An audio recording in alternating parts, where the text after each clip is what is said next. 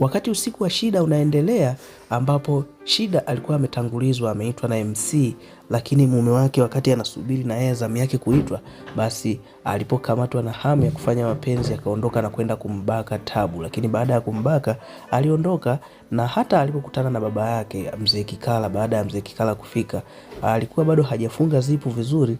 Lakini kwa upande wa pili sasa, Tabu alikuwa anateseka sana, mpaka hata mama yake alipofika alikuta ya kwamba Tabu amebakwa mpaka amechanika, na si tu kuchanika, alikuwa anavuja damu. Sasa hatuelewi ni nini ambacho kinaendelea kwenye mwili wa Tabu, yani amemfanyia nini mpaka kumuumiza kiasi hicho.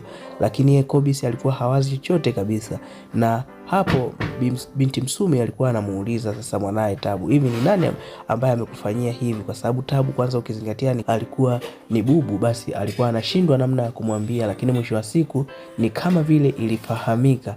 Na baada ya hapo sasa wakawa wanafanya utaratibu huyo Tabu apelekwe hospitali.